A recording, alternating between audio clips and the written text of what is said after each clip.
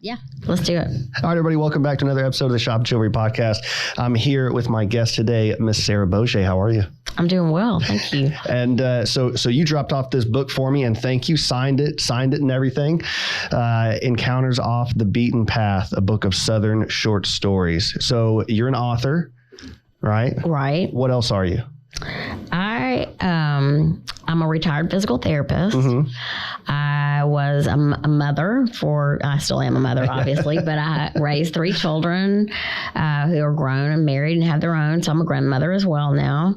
I make jewelry for fun, and I also sell it. Okay. And I am a photographer. And you take some amazing photos, by the way. Thank you. That book is considered photojournalistic, but they're not my best images. They definitely tell part of the story. I say I can use a single image what I work to paint with words. So I love to write, but sometimes an image is a better way to tell a story. So Sarah, where are you from originally? I grew up in Ocean Springs, was born in the old Biloxi Hospital, lived a pretty idyllic life for the first 18 years, and then left the coast, went to Delta State University for 3 years, and then went to physical therapy school at the University of Mississippi Medical Center in Jackson, and was married to a man who was from Colorado for almost 24 years. So I have literally been around the world and come back home now. For the last 2 years, I'm back in Ocean Springs. Why do so much travel and leave Mississippi? What brought you back down here? Well, I left because I wanted to see the world and find out what was on every beaten path that, I could find. Sure. And from Russia to all the way, I guess, to the Hawaiian Islands would be the farthest I've been west. I saw that people are people, no matter where you go. Yeah. And they have the same basic needs, and this is home, no matter where I go. So my mother was somewhat ill and ended up passing away about a year ago right now. And so I came back home to sort of be with her 2 years ago, and then just made the decision that there's nowhere else I really want to live. I can go wherever I want to go, but I'm here because I love salt water. Yeah. It's in I say I have salt water in my veins and Delta dirt on my boots. Oh, there you go. So when I was active duty, I had a job that took me to over 50 countries in 5 years. Wow. So, and that was, I kind of had the similar feeling, right? Is that I've been to all these places. I could go to anywhere, and yet at the end of the day, there was no place like home, But yeah, I absolutely love this place. And it was, for me, I had to leave it to actually appreciate it. I definitely know that's true, because I said I'd never come back. And it wasn't that I didn't like this place. It's just I always thought there was more somewhere out there, so to speak. Yeah. I kind of took the path of the prodigal son, right? You go out and you have your adventures, and you realize that you need to come back, and you've got duties here. So this is where I should be. And I fought tooth and nail. I did not want to come back here. Truth be told, I wanted to move somewhere up north, like somewhere colder. Because I run hot normally. I hear you. So. Yeah, nothing like a Colorado summer when you can open the windows and no bugs and no humidity, but especially up in the high country. But I wanted to be somewhere that had the same latitude as Germany, because a lot of German hotels do not even have air conditioners. They've got these huge windows, and they just take advantage of that. So as long as you don't have the bugs coming in, I'm all about air conditioner. Oh yeah, it's cool. Yeah. Yeah, and that's certainly the challenge. So have you always been this sort of kind of storyteller? I have. Yeah. I was. I've reconnected with my 7th grade science teacher. Okay. Whose name was James Shadnagel via Facebook years ago, probably almost, I don't know, it's been 5 or 6 or more years ago. And this was after he discovered that I had released my first book, Outer Edge of Grace, and he got in touch with me via Facebook Messenger, and told me how much my book had meant to him, but he did not remember what he asked me to write the 500-word theme about. But I reminded him what it was because I always wanted to participate. So I didn't always raise my hand in the 7th grade before I answered his questions or asked the one that I had, probably more likely. And he said, Sarah Beaugez, you're going to have to write a 500-word theme on how to make friends with an earthworm. So I do not have that theme. I wish I did. but it was most certainly colorful, I'm sure. Yeah. At least, he paddled the boys, but he didn't paddle us. He made us write themes, and I had more than a couple that I had to write for him. Interesting. Yeah, I got paddled my senior year in high school. Sure did. Well, what'd you do? You may not have seen the movie, maybe you have, but there was a movie called, I think it was Dirty Work or Billy Madison. It was definitely Billy Madison. And so these two characters were, drinking and they got a burger and they got a pickle. One had mustard on it, one had ketchup, and they just threw it on the window and they were betting to see which one would win sliding down, right? Totally stupid concept. But I decided I was just going to do that for some reason this week. And see how far they would slide and which one got Yeah, but there. the thing is, in true arrogant 17-year-old form, I just threw them up there. You'd see that, and then they'd stay. And of course, the school would have to come by and clean it up. And I did this like Monday, Tuesday, and Wednesday. And on Wednesday, the principal was behind me. I didn't see him. And he goes, okay, Brian, let's go. And I was like, where? And he's like, because I'm like, what? I didn't do it, but I'm innocent. Yeah, exactly. Yeah. And he's like, I've been waiting to find who was doing that all week, and I caught you red-handed. Let's go. That's a great story. So we go to the principal's office, and the principal's like, look, I'm not even going to give you the option because you could either have the option of like suspension where you call your parents or you get paddled. They document it, right? He's like, I'm not even going to give you the option of being paddled. We're just going to send you home. Now, I don't want to interrupt Dad while he's at work. Think so. Yeah. So I was like, no, please. I'll take twice the licks. Just do not call my dad. He's like, no, we're calling your dad. And so they call my dad, and he picks up. He's like, this is so-and-so from the high school. We've got your son here. He's been misbehaving. We're going to need you to come pick him up. He's going to be suspended for the rest of the week. And there's a short pause, and my dad goes, okay. It's going to be like 25 minutes. Have y'all paddled him yet? And the principal goes, well, no, sir. The way it works, if we're going to send him home, we don't give him that option. He goes, no. I understand what the policy is. Could you paddle him for me? And so the principal, and of course is on speakerphone. He looks at me with a smirk and goes, Mr. Belford, for you, I will most certainly do that. So I got paddled there. Wish granted. Suspended. And of course I got spanked at home. Man, so you got it all. I got it all. Yeah. Shoot. Yep. No, they never paddled me, but they wrote. I had to write a lot of different themes. Okay. Over the years. See, they were training you. Yes. They were training. Yes. And then I had the only formal, and I'm going to put that in quotes, writing training I've ever had was Ms. Ball was our junior English teacher, and she taught grammar. Okay. And then I had so she really you did it right. There wasn't any, like daily homework. You had to do it right. She was tough, but I learned so much under her.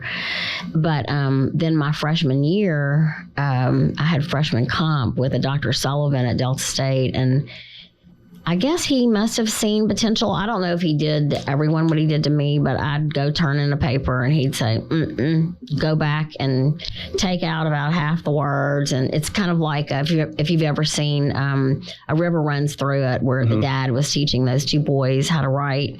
And he'd use as few words as possible. And I have been called by certain children of mine that I'm loquacious. Okay.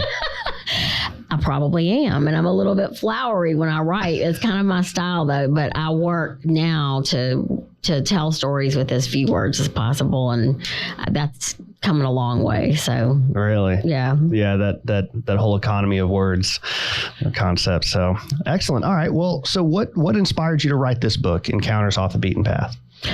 Well, to tell you what inspired me to write this book, I would tell you about my first book. Okay. Outer Edge of Grace took me 16 years to write, 96 pages.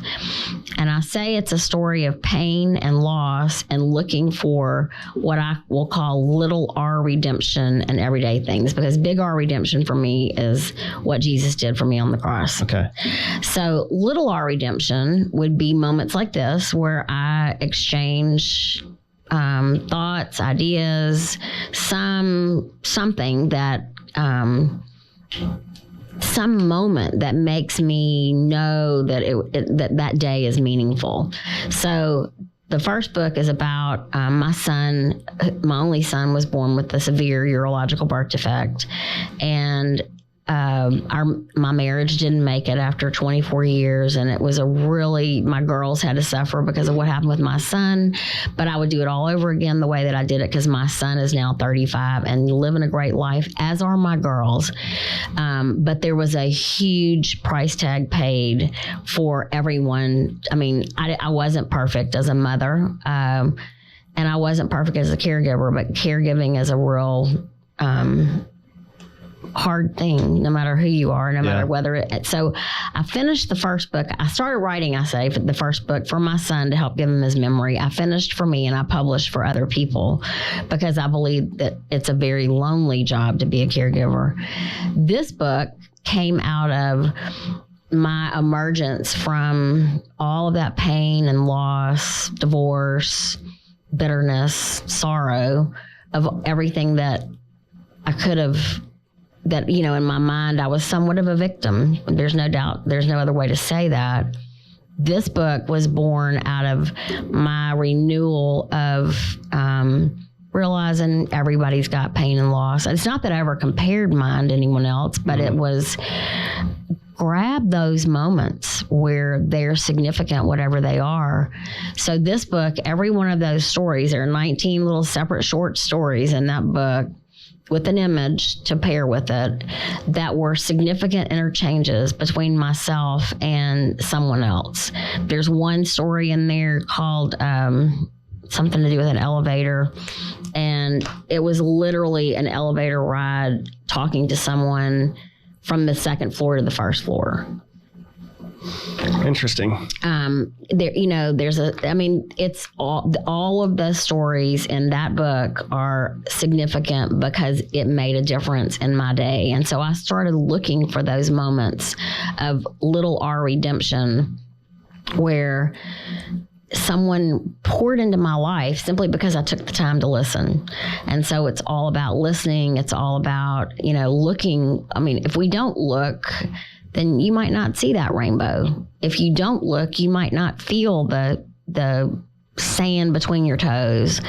And so it's all about those are all stories of people that shared part of their life with me in the most incredible ways. When you're saying looking, are you talking about looking outside, or is this sort of a metaphor for looking inside yourself? Oh, it's always about looking. Well, it's both, because if I went years without seeing sunrises and sunsets for what they really were, which was a gift from God of just color. Sometimes there's no color, but it's light and the contrast of light and shadow, but usually there's color involved. It's all about going from seeing the world like the cover is in black and white and shades of gray to living and breathing in color, which for me is just living out loud, being who I am, and hearing someone else, communicate to me whatever's going on in their own life that would let me know, like, some of the stories are just my listening to someone else tell me their story. Some of the stories are about people, like, for example, there's one story in there called Biscuits of Blessing. And it's about a woman in some of the best food in Mississippi would be found in certainly unexpected places, especially service stations in the middle of nowhere. Oh, yeah. So there was a woman in a service station, worked in a service station in Nanawaya, Mississippi, or Noxapater. She was in Noxapater, but Nanawaya is out from there. Great names we have in Mississippi. I know, right? And so I I had asked her, every morning I was doing a travel job for physical therapy, and I would stop at the gas station and order the same thing every morning. I don't know, a biscuit, something terrible for me, a biscuit, bacon, gravy, whatever it was. I don't remember. And I wanted to offer something to the people that I worked with in this rehab department. So I said, would you please make me X number of biscuits and bacon so I can take it to my department? So I did, and I stopped on a Friday morning, and she said, and I was literally going to go out of town that afternoon. So I was a little early, trying to get to work a little early. She said, her eyes got real big. I thought she was going to cry. And she said, they're not out of the oven yet. You're early. Well, I didn't know she'd paid attention to exactly what time I got there, but she knew she'd paid attention to everything. So she said, can you wait? I said, oh, yes, ma'am. Because I knew she'd obviously gone to a lot of trouble. Yeah. So long story short, I had things I was working on in my car. I don't know what it was. And so I went to my car to wait. The next thing I know, I look up, and here comes the woman with this huge, like, tin aluminum thing with aluminum foil over the top of it, filled with these, not just biscuits, hot biscuits, and just fried bacon and whatever else, jelly and butter, whatever else she put in there, bringing it to my car. And I'm like, bowled over that anyone would make such effort to do something like that, because that's not what I asked. I just thought, I'll pick up biscuits, we'll throw them in the microwave, it'll be fine. Well, I said, oh my goodness, you're so kind for having done that. So her name was Candace. So I go to pull the money out of my pocket that I know is what I would pay and some extra. And she said, her eyes got big and watery, and she said, oh, no, ma'am. No, ma'am, I did not do this for you to pay me. I said, no. No. I'm taking these for other people. She said, I know, but you blessed my life just by being who you are. She said, I want to bless your life and the lives of the people you work with by giving you these biscuits. That's amazing. So and then she ended up not wanting me to take her picture, but she let me. And it was just one of those moments where she's giving out of really what she didn't have. I mean, she's cooking in a service station on the corner of Naxpater, Mississippi. She couldn't have been making a lot of money. Right. But she gave out of what she didn't have, which to me is the definition of true philanthropy. Yeah. I'm inclined to agree. And those are such amazing stories too, where somebody who felt compelled in some way that you didn't even know that you were a part of that compulsion, really, and out of it birthed this meaningful experience and this memory that you get to now distill down for other people to feel and experience through the written word. It's amazing. It is. And so the opportunities that I've had that came out of this painful period of time in my life that ended in great success, because all three of my children are extremely successful, and my son's healthy, and he and his wife just had their first child. So all of that, which was a difficult time in my life, produced these three amazing people. But then out of all of that I chose to write down, which was by far the most difficult 96 pages I've ever written, all of that now has allowed me from going to see the world in black and white and shades of gray to what I call living and breathing in color. So I take those moments, this kind of moment where you're talking real, and it has some meaning. And I think I said to you earlier when we were just chatting, my goal in life would be to disarm someone who may kind of have their for whatever reason, some sort of guard up, tough exterior, to me being able to engage with them on whatever significant basis. And it's usually them telling me a story. A lot of times it's someone showing me the photograph they took on their phone or something, or tell me about their grandchildren, whatever it is. Those are moments to cherish. I think we're geared to experience those moments as well, because they've been telling stories for millennia, and the oldest written down stories must be predated from writing by, from what I've gathered, anywhere from 50 to 600,000 years. So the stories that have been written down in these original texts that we can find, they must have been told for many, many years ago. There was, in these tribes, there'd be elders. That was their responsibility, was to tell these stories, right? To give them meaning in their life.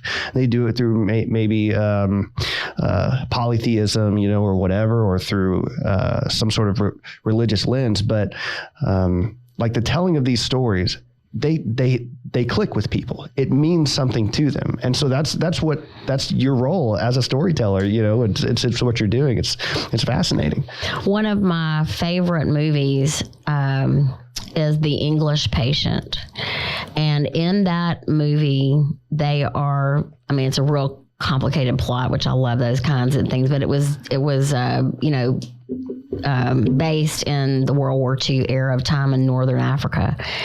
And they were supposedly this team of cartographers, mapping out Northern Africa, but they were really spies. You come to find out. But anyway, they discovered this cave in the middle of the desert, and not written, but images of people swimming in the middle of the desert. So they called it the Cave of Swimmers. Well, so even before the written word, again, going back to my saying, I can pretty much say with a single image sometimes what I work to paint with words. With those images, here you are in the middle of the desert in Northern Africa with people swimming.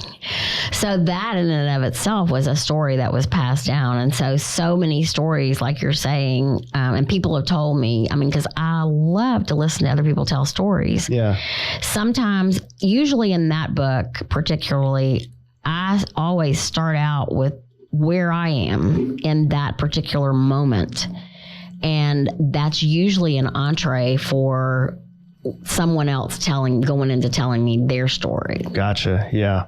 And so there's an image that was from this year's high school women's state championship, and there was a reporter. He posted on Facebook. I just happened to scroll by. I think it was a sponsored thing, and there's an image of this junior, I think, or senior. Anyway, she's trying to inbound the ball, and it's her with a stoic view, but behind her is I assume the opposing team's fans, and they're all like, you can tell that they're like yelling, pointing fingers, all this stuff, trying to get in her head, and she's just sitting there stoic and calm.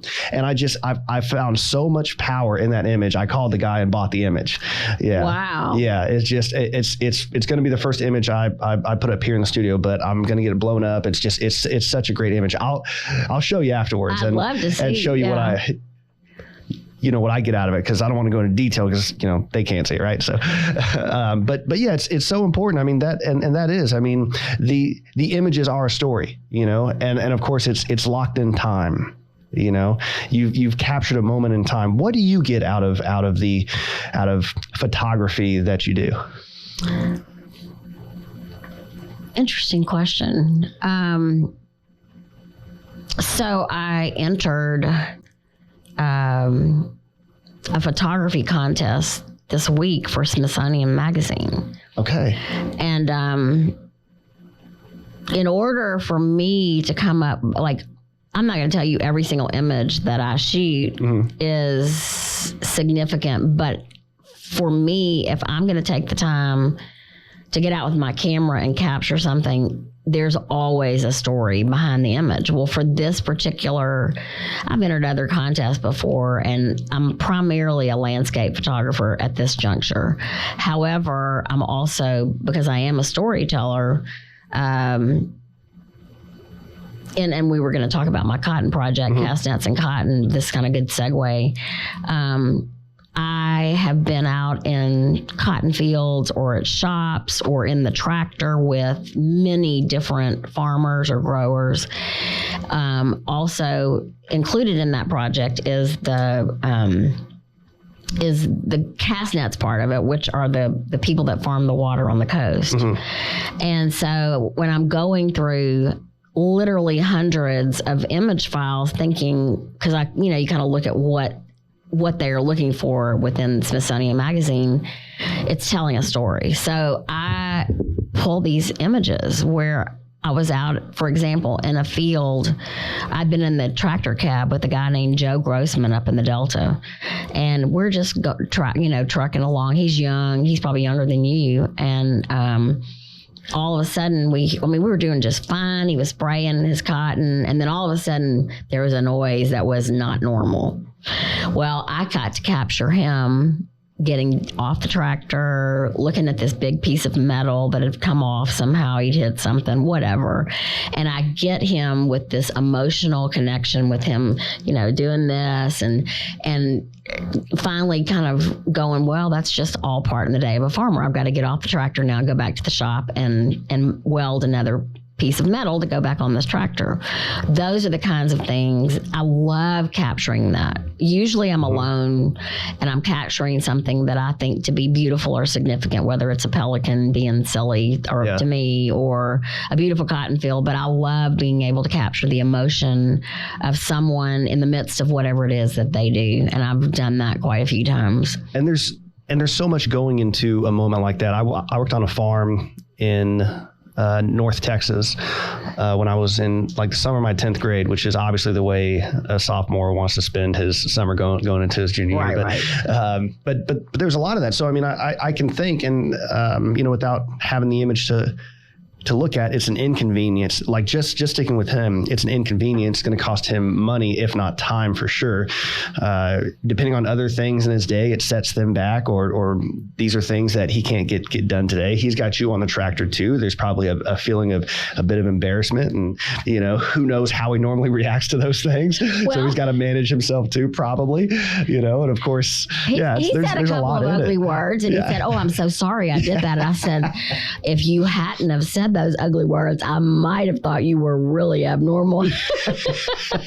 So he let me, and again, this project has been an investment, a lot of investment on my end, but the people, specifically a lot of men, there haven't been, a lot of women have told me their stories of back in the day when they picked cotton. We're kind of at the end of that whole time where these people won't be around to tell these stories. I wished I'd, started it 30 years ago, but I did not. But mostly men, farmers, growers in the cotton broker business, ag pilots, men who literally have checked cotton for bugs and disease for over 40 years. I mean, people that have invested so much in my questions, which I started it. I mean, it's Cotton 101 is really what the project is, because it affects all of us. And the Mississippi cotton story has affected all of us in some way, shape, or form. So I've just wanted to learn everything I could. But when I get to capture these people doing what they do, they let me, I'm like, forget the camera, forget me, just do your do, and I'm just gonna try to capture what I can. Right. It's been an incredible journey, as it has for anything else that I've ever, like getting these guys that are, selling shrimp off the back of a boat and what it takes for them to make a living. So them sharing their stories with me, it's a privilege, and I'm very humbled by the fact that, just like in that book, so many of those all those stories are people telling me their story and allowing me to then turn around and share it with the world, obviously. I feel a similar way about this, because it's me just wanting to engage in you and what you're doing. I want you to tell your story. There just happens to be something recording it, and then of course I get to share that. And again, and you share so much as well. Like your Facebook page has been so enlightening.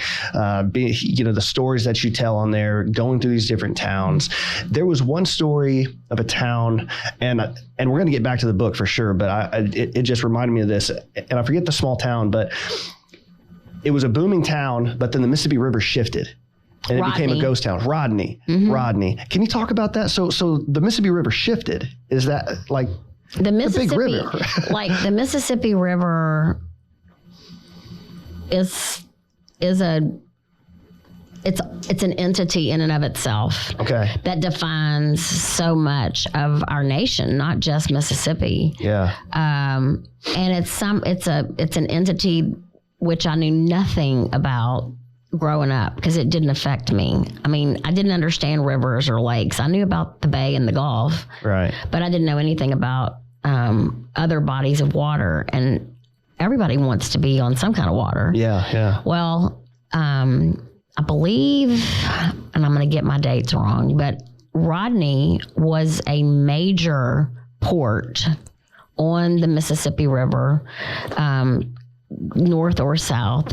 And then, I want to say it was 1867, the river just did what it's done so many times before the Corps of Engineers really got involved. It shifted literally its course 2 miles away from this port city of Rodney. Here's an impossible question. How does that happen? Because it's such an impossible, you cannot tame that river. Yeah. I mean, that's why the Mississippi Delta, the Louisiana Delta, and the Arkansas Delta have such rich alluvial, it's an alluvial plain more than delta. The river delta is actually at the, the very bottom of Louisiana where it actually empties. But, it's just like, I can't quite comprehend. One of the best books to explain what you just asked would be Rising Tide, and it's by a guy named last name Barry, but it's all about how the river has been tamed after the 1927 flood, but it gives a lot of predating the 1927 flood, which was horrific. It's like how many cubic feet of water go at whatever rate. And I know I probably did that in physics, but I couldn't explain it. It's just, I mean, you think about it, it's coming all the way from Canada. Yeah. And it is the river basin to the Continental Divide and to the, Shenandoah Valley on the eastern part of the United States. So when you start considering how much water is, especially in a year like this where we've had so much rain, what happens? And so, the ruins of Windsor are not so far north of there. And that was all part of, like, Mark Twain supposedly used to walk on the roof of the Windsor. That's where you see all these big columns. Yeah. Been shot so many times. But it's, as a photographer, I don't think anybody could be more fascinated by what was there with those columns. It's just an unbelievable, it was probably the biggest antebellum. Actually, I don't think it was built before the war. It was right after the war was finished, but it burned to the ground because of somebody dropping their cigarette back in the day in the 1890s. But he would walk on the roof of that structure, which was really way up there, and watch the boats go down the river because it was that close. Now that wouldn't be able to happen. So to think that a force of nature, which the river is as powerful as it is to change. I mean, Rodney was almost the capital of Mississippi, and now it's almost gone. There are just a few people that are really trying to preserve the history because of the significance that it has. Yeah, it's amazing. It's absolutely amazing. So back to your book. So cotton cast nets, right? Cast nets and cotton. Cast nets and cotton. What motivated you to write about cotton in Mississippi? I wanted to understand how Mississippi was in the middle of a global economy in 1860, just before the Civil War broke out. I wanted to understand a little bit about, or as much as I could, about how slavery played its part in that picture. And it really was started pretty simply, quote unquote, simply with those two questions. And I've dedicated myself since the late 2017 to discover the answers to that question. And in doing so, I've realized I'm a geek. I've gone back and read D'Iberville's because I wanted to go back to 1699 because, of course, everything goes back in Ocean Springs to 1699, really in the whole of the Louisiana Territory. Because that's when D'Iberville actually, said we're claiming this for King Louis XIV and for France. But I've read D'Iberville's diaries of how they figured out for sure that they could not, like, where the Mississippi River was, because at the time there were 5 river deltas. And explorers were incredible. It was like, discovering the Wild Wild West, which is like Jack Davis, the one that wrote The Gulf, compares discovering the Gulf region to what went on in the Wild Wild West. It was such I can't even imagine, because if you see natural terrain, there was no beach. We've got man-made beaches. So how in the heck did they get up the river? How did they discovering... Yeah. Doing anything on the Gulf would have been just really be totally committed. Yeah, all this think of getting, like, walking through a random path that you carve by yourself off of a hiking trail in the National Seashore.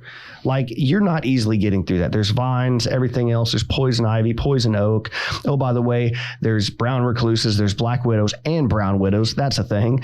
You got water moccasins there. You've got all sorts of alligators, all sorts of things that are going to cut your life short. And they still braved a path through there, created a settlement. Well, ultimately, D'Iberville died because he contracted, I believe it was yellow fever on his third voyage. And he had been an explorer since way back in the 1660s.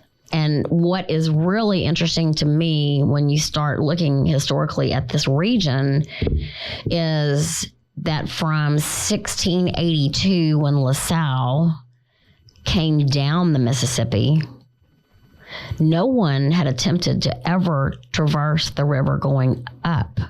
So that was what King Louis, he wanted to expand his territory. And of course, you're fighting against, working against the British and the Spanish. Who were doing the same.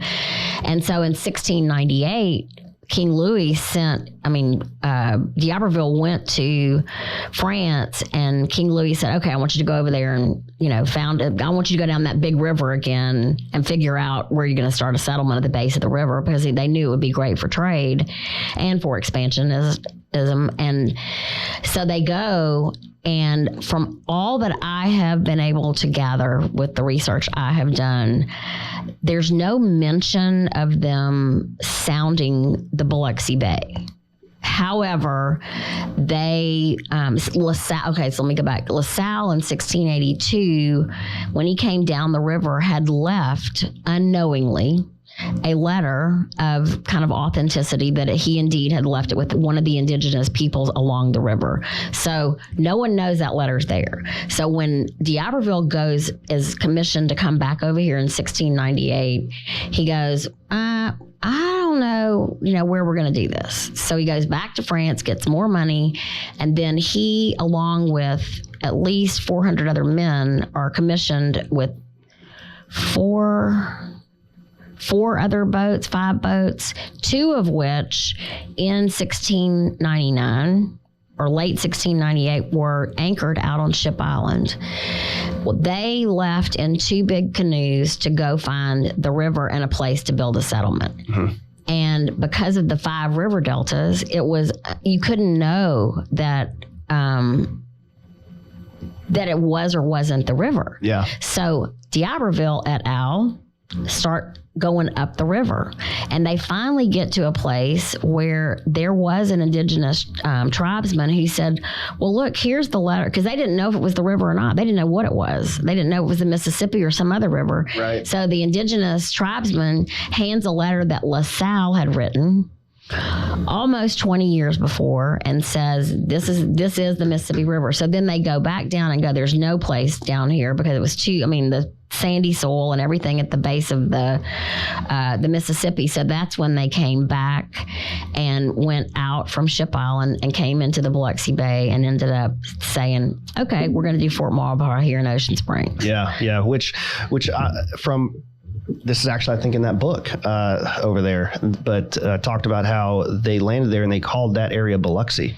Biloxi. Yeah. And so it got its name to Ocean Springs when the springs were discovered, the healing springs later on. So this was at some point Biloxi. We call it, that's been a big contention between Biloxi and Ocean Springs for years, but there's too much evidence that probably everything that I've been able to gather, the Lover's Lane, Cherokee Glen area, area, there are a lot of artifacts that have been discovered that's probably where they actually had originally put Fort Maurepas.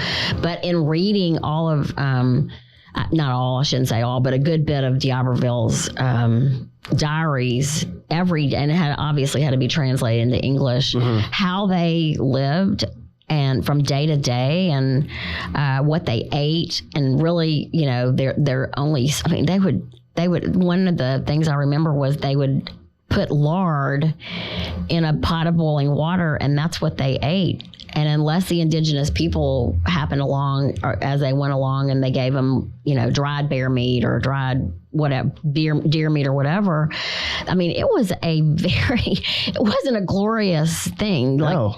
One of the, I've got a friend named Frank Janka who has painted, he was involved in the 300th anniversary of the discovery of, this. I went to that. Did you? Back in the day, yeah.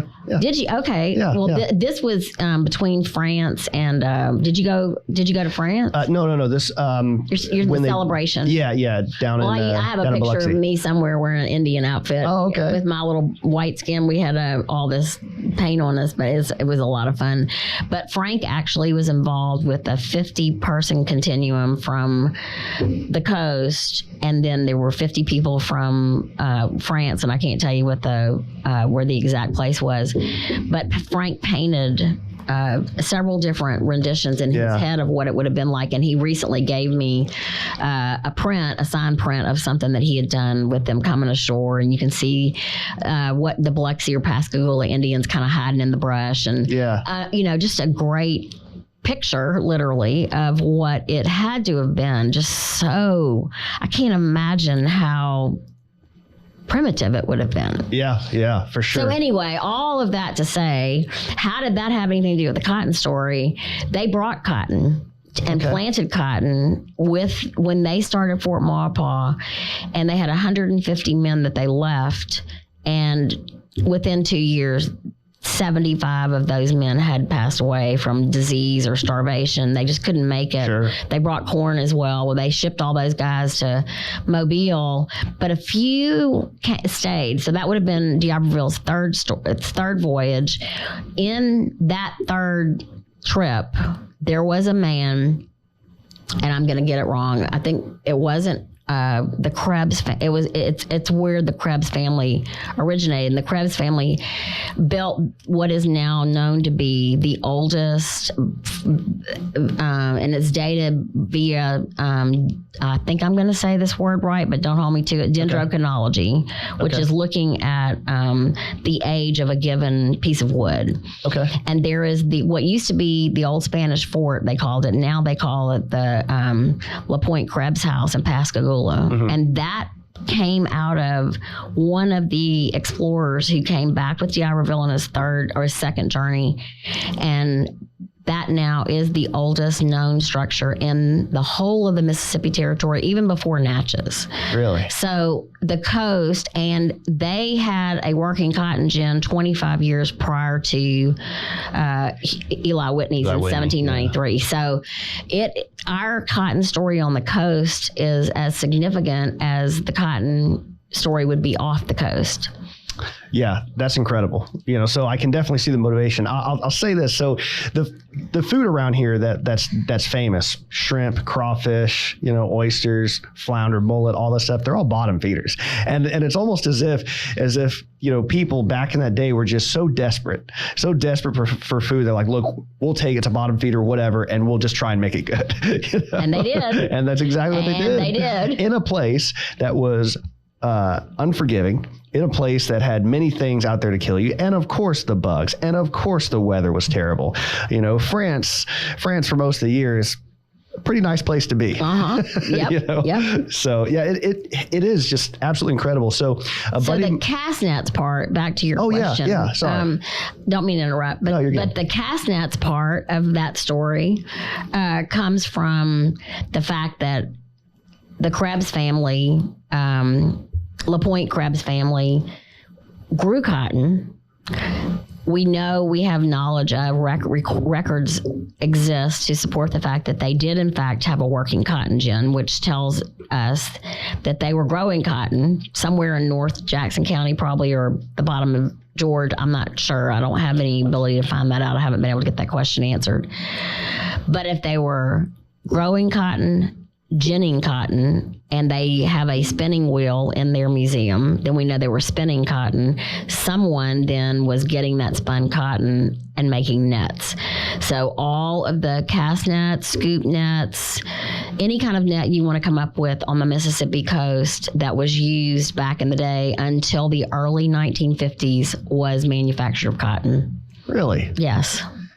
And that's when synthetic fibers came out, which were more practical for a lot of reasons. They were more durable. They were lighter weight. I mean, that goes on and on. But to think, I remember my dad having cotton nets when I was a little girl. So it's not like synthetics took over by storm. They took over, but it was a minute before they. Yeah, probably through just natural attrition in the marketplace. So into the 60s, probably we're still using cotton. And I recently saw a cotton net in a restaurant. And I was like, oh my gosh, because I can't find any. If anybody has one, I'd love to be able to photograph it. But it's a lot heavier, of course. The water, the water is absorbed.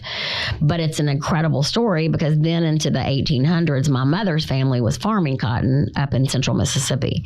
So my book is very personal in that we all use cotton. We all had knowledge of Q-tips or cotton balls. But until I started this project, I did not have a clue how much cotton really affected and that how much our state was built on.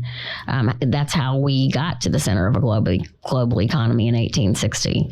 So literally we had more millionaires per capita, or as many as New York City in 1860. Yeah, that's incredible. That's absolutely incredible. So what, I guess the natural proliferation of, cotton being the sort of basis of the agrarian economy of Mississippi was just kind of expanded because, the French were making cotton here. At some point, it became a practical export, maybe? Actually, as far as I know, I can't tie those two together. Okay. My knowledge is, my understanding and everything that I've done research towards is that in 1793, which would have been the same year that Whitney applied for his patent, that's more well known than obviously what the Krebs had. Until then, our primary cash crop and it would have been along the river because that's where they had the primary trade to go into New Orleans because the French, the Spanish, and the English were somehow present within New Orleans. The Spanish had control at the time. But in 1793, the tobacco crop, which had been the primary cash crop, was kind of nixnayed because the Spanish no longer wanted to pay the high prices that the Mississippi and across the river to the Mississippi farmers with the Louisiana Delta as well. And our Delta was not cleared, but only 10% of our Mississippi Delta was cleared for the planting of cotton by the outbreak of the Civil War. So this was a real small area that we're really talking about in the big picture. And so tobacco was no longer, they weren't buying because I don't know, they must have been, they obviously were still smoking, but they must have been getting it for cheaper out of the Carolinas. So then the farmers switched and they tried indigo, which is what is made the color for blue jeans. Okay. Well, that crop failed because it was polluting the waters even back then. And because of whatever infestation they had, they just couldn't grow it. And so all of a sudden they go, oh, cotton grows, let's try that. And so they did. But the turn of the century at 1800, if you look at census data, it still doesn't report that there was it still says 0 bales of any exported cotton. And so I'll tell you this one more story and then I'll be quiet. I get all excited. You're good. So this in 1803, and I can only verify this by a couple of sources. So if anybody ever has any information, I'd love to hear. There was a man named Walter Burling who was commissioned by a General Wilkerson who was in the U.S. Army. Burling was commissioned to go to Mexico on a secret mission. And Burling returned with, I think this is really cool. He returned with cotton seed stuffed dolls, which maybe that's when they started, sneaking stuff over the border in cotton. Hey. And so the story goes that this Dr. Rush Nutt that was actually from Natchez Rodney area, then began to develop some of the first GMO cotton, and which wound up being Petit Gulf, PETIT Gulf cotton, which was the primary GMO cotton that was grown all over the Southeast until the war. What was different about this cotton? It was more resistant to rot, more resistant to bug infestation, and supposedly easier to pick. So, I mean, this could cause a whole big stir, but when you start talking about non-GMO, there's almost nothing that you could really prove as non-GMO. So, right. Yeah, for sure. Yeah, it's man, there's a lot to unpack there. Well, the first thing I'll say is that, so I learned more about kind of the landing of D'Iberville from a metal detector buddy of mine. So, really? Interesting. So what he does, and he's detected all along this mower here. I hear it. Is a surprise, yeah. But it's a small bit of grass will be fine. Anyway, so he's done metal detecting all around the west end of Ocean Springs and found numerous things. And so I actually had him on the podcast. He talked about how Fort Marpole, again, the same thing he said is probably on that northern area, right? Yeah, right. But it was eventually it turned into an encampment for prisoners as well.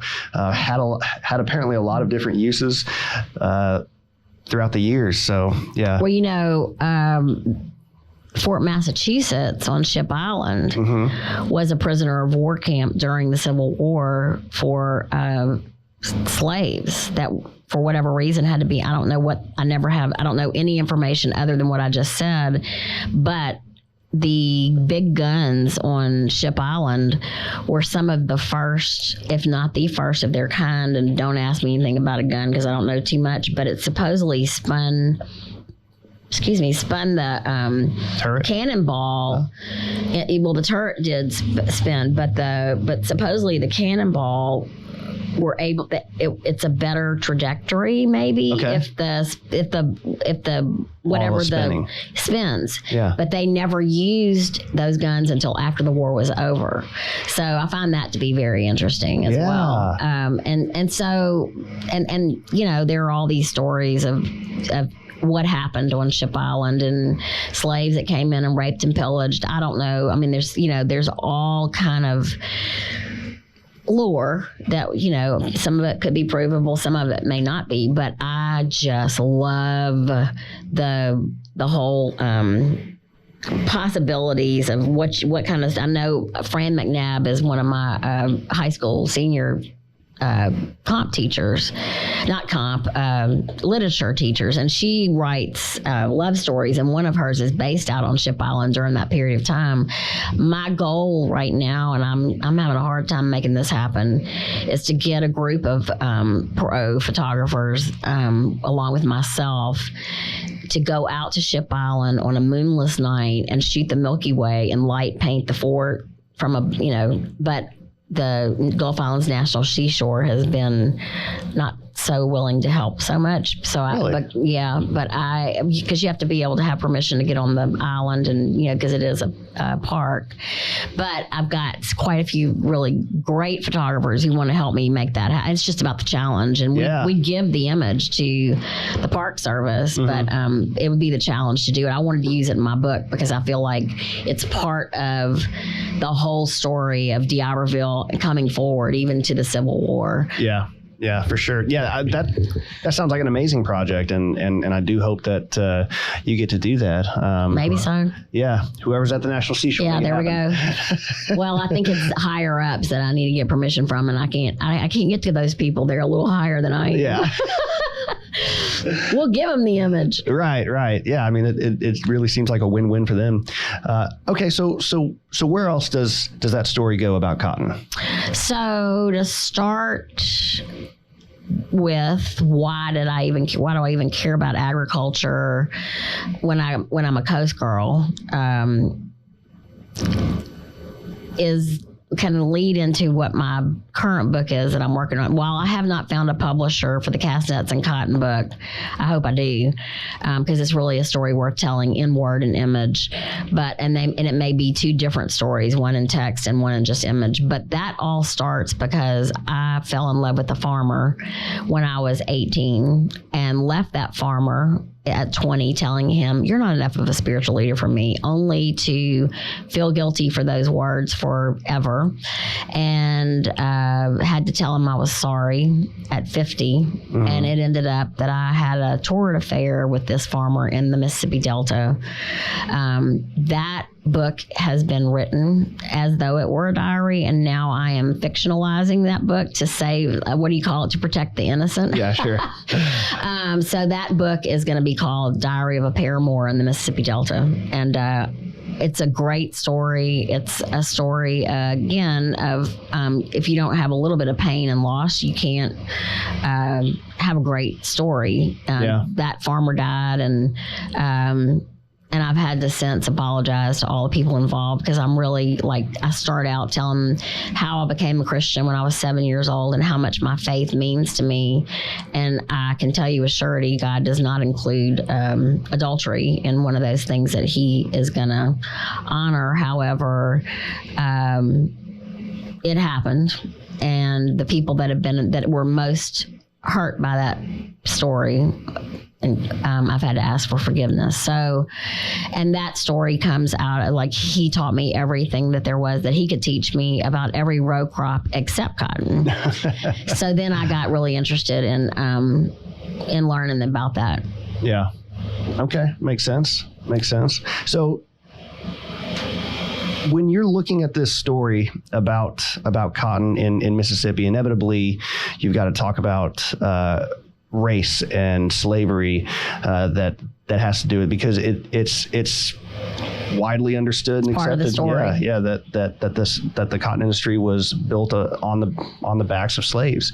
So did you encounter that in your story?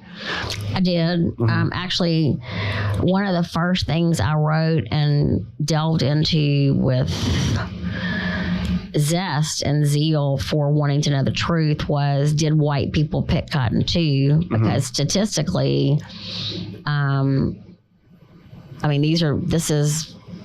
this is very easily accessed knowledge, information from census data that I've studied.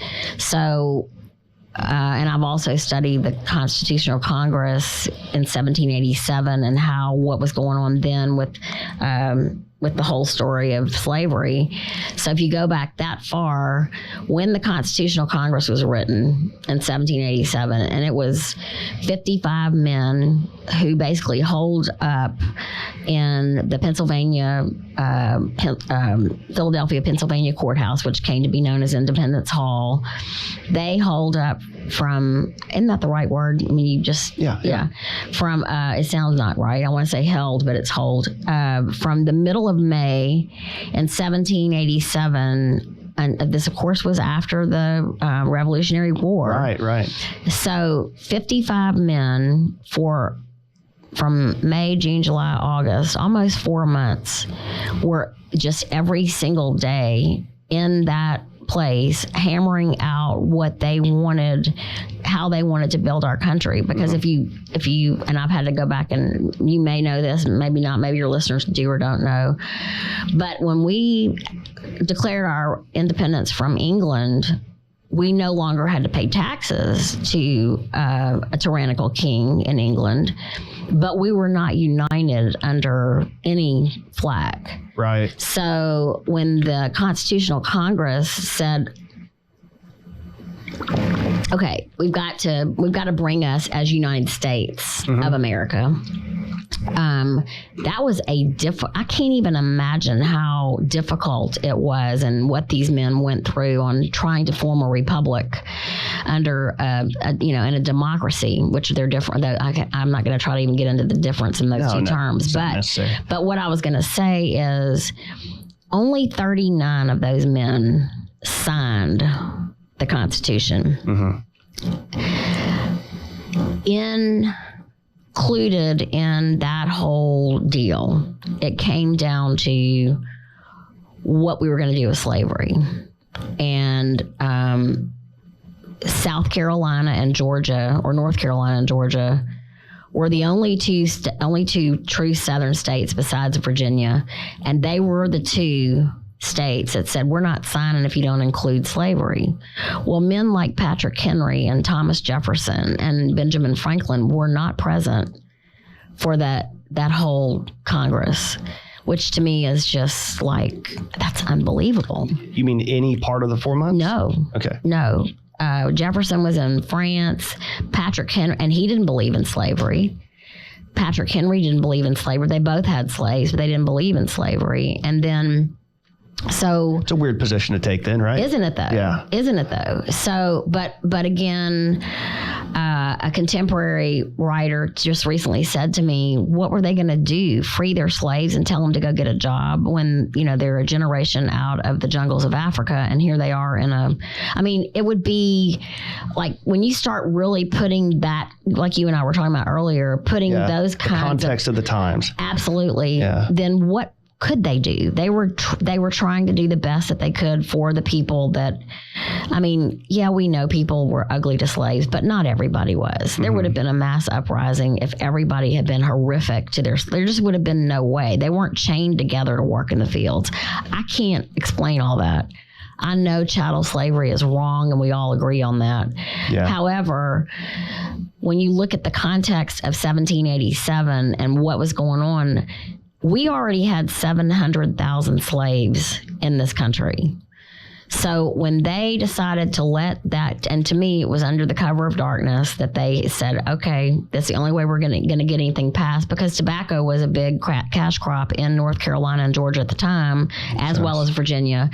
And they did have a lot of slaves. To say that all of the economy was based on a slave population, I don't know. I can't come up with that definitively. I can say it played a large role, but by 1860, when Mississippi was the center of a global economy, per census data, we had 4 million slaves in the United States. 467,000 of those slaves were Mississippians, were in Mississippi. So that's roughly what percentage? 13%. 13. But Mississippi produced 1.25 million bales of cotton, at least.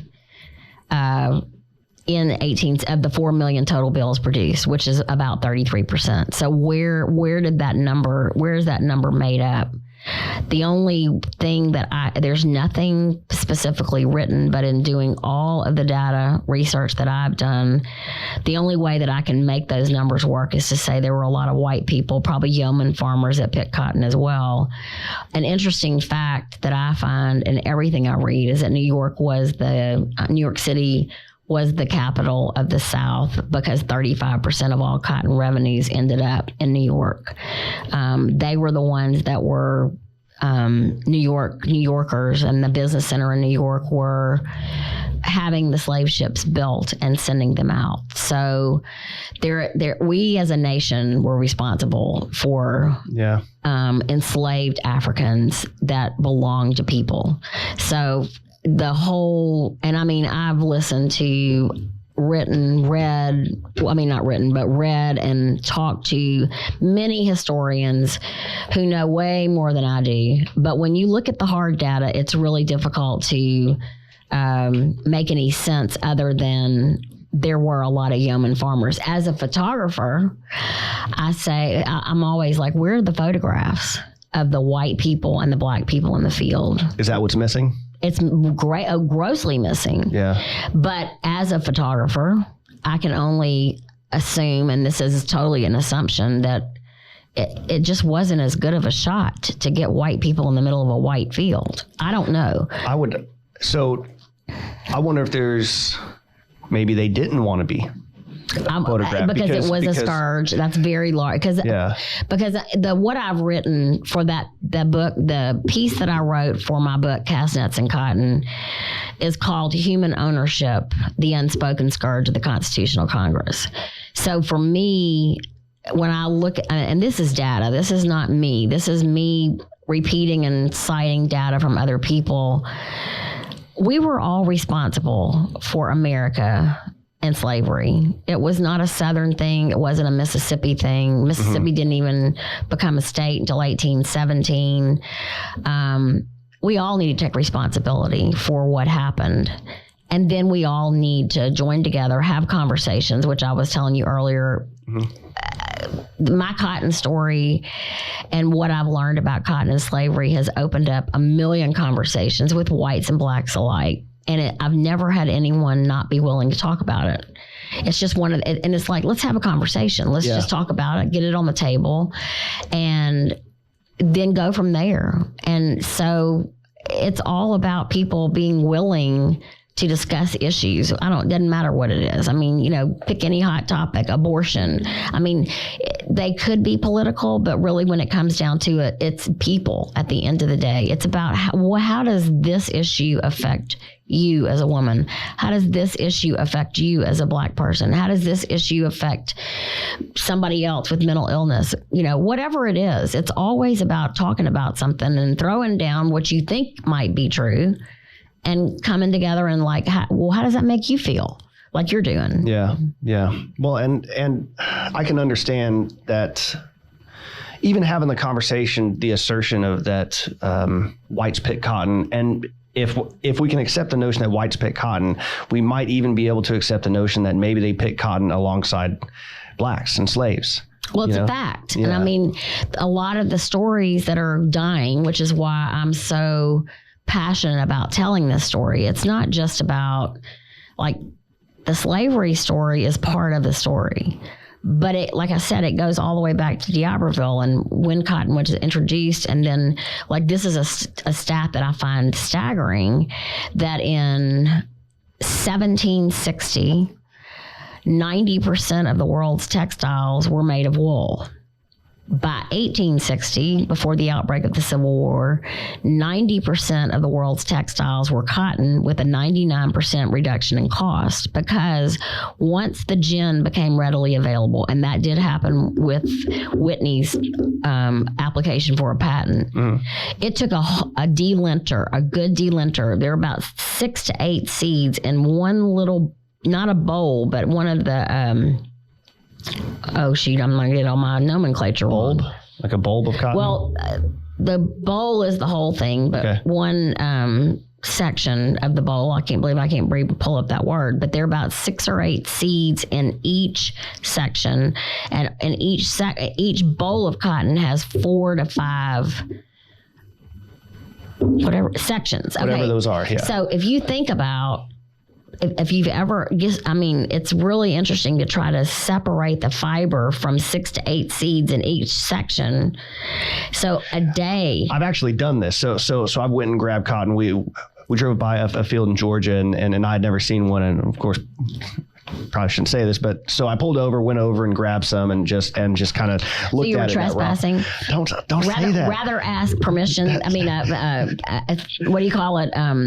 Not permission, but forgiveness. There you go. Yeah, I kind of been I can say I've done the same thing several times. Yeah, but I just wanted to see it, but yeah, so you're right. Yeah, it's not an easy thing. It's certainly very meticulous and time consuming. So just so you get a perspective, when Whitney's gin came out, it's a pretty simple machine. It's kind of like, the story goes that he was looking in a chicken yard and he wanted to get the chicken. Well, instead he came up, or the fox wanted to get the chicken, instead he came up with all the feathers. So it's really the same kind of principle. To separate the fibers, you had to have something to rake the fiber away from the seed. Yeah. So a good delinter could produce a pound of cotton a day with Whitney's gin. Once it came along, 100 pounds per day. So it was exponentially increased as far as what the production was. So then if you think about 99% reduction in cost and a total flip-flop on people having cotton fiber versus wool in 100 years, right at 100 years. Yeah. And it also reduced the need for slaves, because slaves would be the ones doing that. And so now you've got this scalable thing that reduces your labor need as well, which you would either put that towards either increasing the size of your farm or whatever. But it's not like you're like, hey, I don't need you. You're fired. Run along. Wasn't the nature. And then another 100 years goes by, and the need for workers in the field decreased because of the mechanization of cotton. So there were these 100 years spans in the story. It totally changed the socioeconomic picture. Sure. Not just in the South, but in the whole of the United States. Yeah, for sure. That's an amazing story. Yeah. My problem is, I haven't even gotten to the part where I shot. I took pictures of, I followed 4 growers around the whole state of Mississippi, 2 in the Delta and 2 in the east side of Mississippi, the whole summer, the growing season of 2018. So I haven't even gotten there on what it takes now to grow cotton, and the people that are still invested, and the ones that are generational, just like they're generational fishermen on the coast. It's commercial fishermen. It's just really, it's an incredible story, and I don't think I'm a good enough editor to say what does and doesn't matter.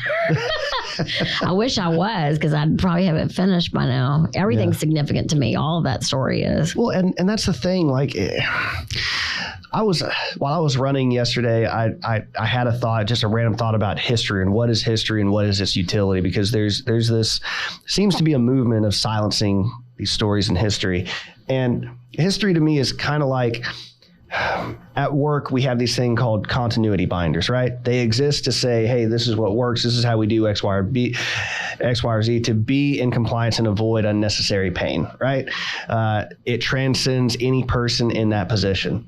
So it's obviously a resource. But what is history? Just that. This is what happened in history. You've got to be made aware of it. You've got to be made aware of the mistakes, so that when technology or society evolves, we can look back at history and say, okay, we're kind of moving in this direction. It was tried here. We do not need to go down that path. Right. But by ignoring that and not allowing yourself to be aware that these things existed and atrocity like slavery existed, you run the risk of, making a proxy for slavery that just takes another form.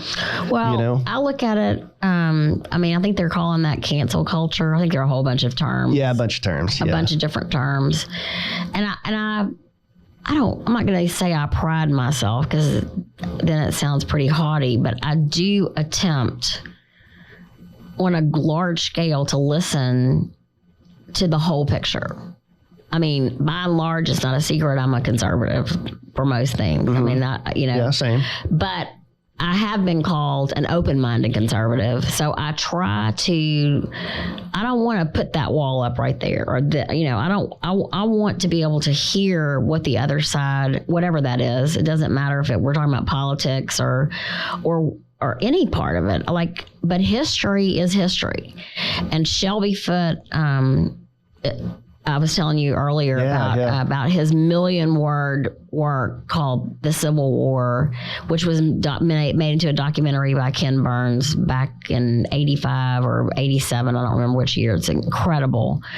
One of the opening images and it's all images that are put together with commentary and music. It's just an incredible work to me, a body of work, because it's not just Foote's telling the story. It's also images that the photographers have long been lost and forgotten. Mm-hmm. But one of the most poignant images to me is, like, within the first 10 or 15 minutes, is a family who has a large house. And so, I mean, the assumption would be we're in the South, we're growing cotton. I have no idea where the image was taken, but it has the white family, and then the blacks who were supposedly slaves. This is all an assumption. This is all the implicit representation of, right. Yeah. But those slaves, if that's what they were, which I'm assuming they were dressed in just as much, for lack of a better way to put it, almost finery like the whites. So they included their slaves as part of their family. Obviously just lesser, like a lower class or some degree. It's tough to peel back the mindset. It was amazing to me that within this family portrait, those slaves were supposedly included in, I just found that to be highly intriguing. Do you think that representation is the exception or the rule? What I think and what's reality may be two different things. Fair enough. I don't see how the South or the North, because if you read history, the North had slaves too. It's not like we had a corner on the market. But if in fact the answer to that question would be that it's not a pretty decent representation, no matter, only 1 in 5 Southerners that, seceded from the Union and fought for the South owned slaves. And don't hold me to this number, but I'm pretty sure 2,270, and this is a stat from a census stat, it was less than 2,500 total people that would have identified themselves with the Confederacy or the Southern states owned more than 100 slaves. That, in the big picture, is very nominal compared to the way it's represented. There were a lot of poor, like yeoman farmers in that period of time. Expand on what that means for people who don't know. Yeoman farming was a white family who worked for themselves. I see. They wanted a self-sustaining situation, and there have been several things written about. Well, they only took care of themselves, but that doesn't make any sense because if you read the bigger picture, they still had to buy staples. They couldn't produce flour, and they didn't all have sugar cane, and so if you really look at history and you look at the whole of history, it's not difficult to come up with the fact that there had to be a lot of whites who also were out in the fields, even though I can't document that with images. Yeah. If you read the whole of history, which I've dedicated the last 4+ years of my life to reading and looking, because I don't have any need to make it up. Mm-hmm. There's a lot written on slavery, but if you go back and look at, we get along too well. We really do. Mississippi, we didn't have a bunch of riots last summer. We stuck together. We lived together. We have the highest Black population in the country of any state. Mm-hmm. And yet we don't fuss with each other. Yeah. There were horrible things that happened back during civil rights. That doesn't take a thing away from it. But by and large, if you look at the population of Mississippi, we're just who we are. We don't sit around and fuss about stuff all the time. I don't see it that way. Yeah, with regard to the way that they were dressed in that representation, it strikes me at least as possible that the way the slaves that you owned looked might have been a point of, what would you say? Contention? Status. So I can even take care of my slaves really well. That's how much money I have, because the slaves might have even been viewed as maybe something extra.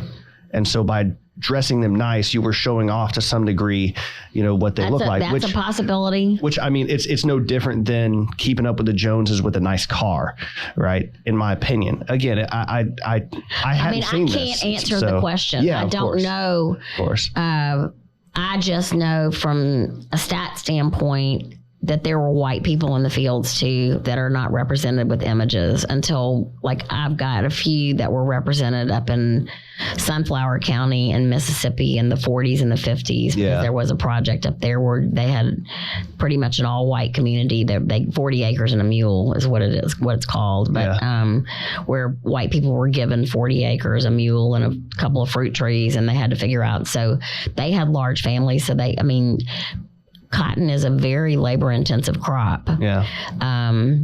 Then and now, even though with mechanization, it's still a very labor-intensive. You still have to go over the ground that any cotton is planted on almost. And believe me, I've sat with people who did it by hand, and I've been up in the tractor and talked to them. How many times do you have to go over each piece of ground in a growing season? It's pretty much the same, which is kind of mind-boggling. You have way less labor because you're doing it with a tractor or a picker or whatever. Yeah, but the passes are the same. The passes are the same, so it's still a very expensive proposition and a very labor-intensive proposition to grow cotton. It's to me, I'm so in awe by the people that continue to grow cotton, especially in these years when we don't get $1. I mean, one of the best books that I've ever read about, especially, this is kind of a little segue, clearing the Delta for the planting of cotton, is called Dollar Cotton. It's written by John Faulkner. He's William's brother. Okay. And it's a novel, but it's really, really interesting about what they had to do in order to clear. It was a swamp. So you can imagine draining a swamp, cutting this virgin timber. It was a daunting task, but of course it's some of the richest land in the world. The Delta is known for, and that's another thing. The Mississippi Delta land is known for some of the richest, best cotton in the world. Mm. Short staple cotton versus long staple cotton, which do two different things. And long staple is grown more in West Texas and California, Arizona now. But back in the day, the short staple cotton, and that's what we grow in Mississippi. We don't have the whatever it takes to grow the long staple, and don't ask me to get into the details of that one. But that's fine. Anyway, one's used for one product and one's used for another. Wow. Well, it sounds like an amazing project. It certainly does. Now, we talked a bit about about understanding the context of the times. Now, I know recently you held a dinner, which I thought was fantastic. I wasn't invited, but just the whole concept. Next time. Yeah, next time. There you go. But it's called a Jeffersonian dinner. Yes. Talk about that. What is a Jeffersonian dinner? Well, I didn't know anything about it either until my oldest daughter, who lives in Durango, suggested that because I've been on the advisory board for Back Bay Mission, which is a organization, nonprofit, to help the homeless population in Harrison County, Ocean Springs, and D'Iberville. So I've been on that board for 2 years, and about a year ago, my daughter and I started talking about it, and she's real involved in community efforts in Durango, Colorado. She's also a writer. So I said, well, what is that? I'm like you. And so she said, well, Mom, just Google it. So I did, and I started looking into what it was, how it might work. And basically, when Thomas Jefferson was at Monticello, he obviously was a big entertainer. He was a foodie for sure. It's real interesting to look at all of the trips he made to and from France. And so he thought, I guess I kind of feel like he's my kindred spirit from another era. Okay. He didn't want to just have some chit-chatty, dinner party. So he would send a predetermined question to be discussed corporately at the dinner.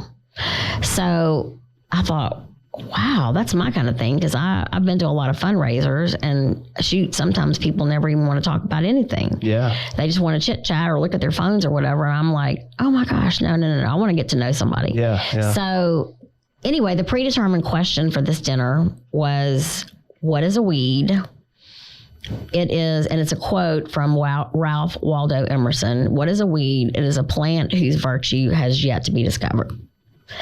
And so this was within the context of talking about homelessness.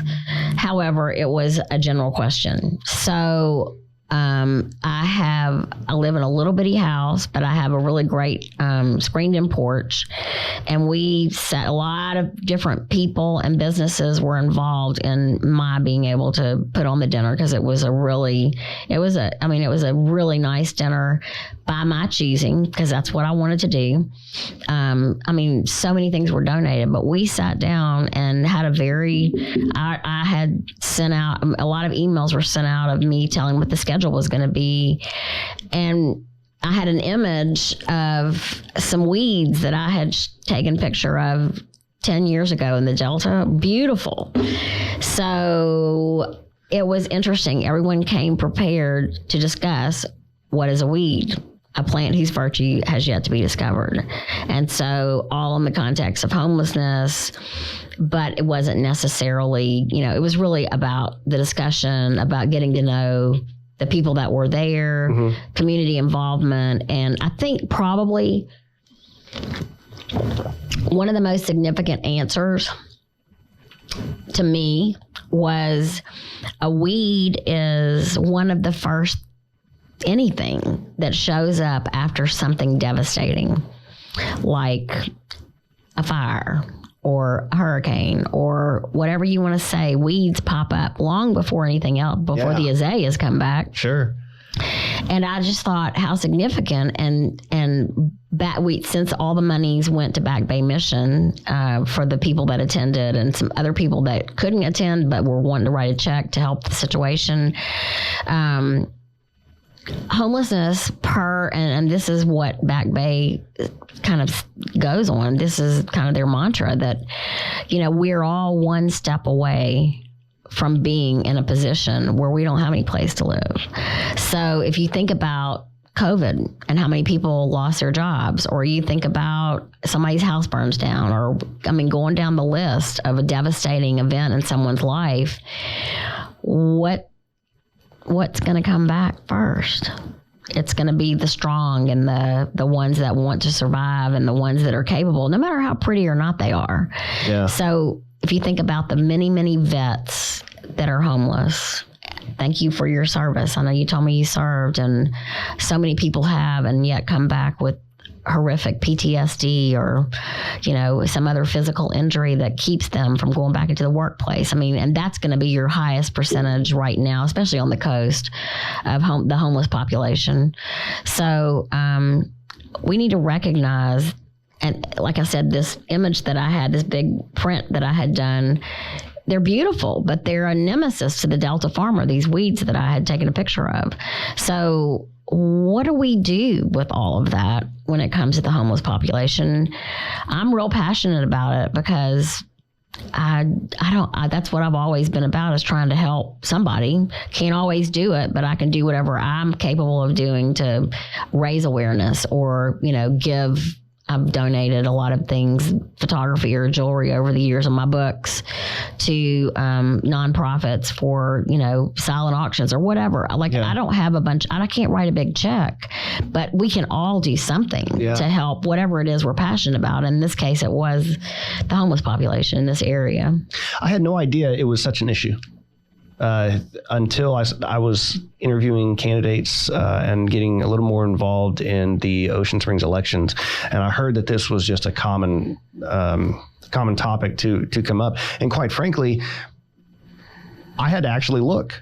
And I don't mean that like there weren't a lot of people. I didn't realize I had seen homeless people in Ocean Springs, or as many as I did, because when I actually saw, that's a homeless individual, right?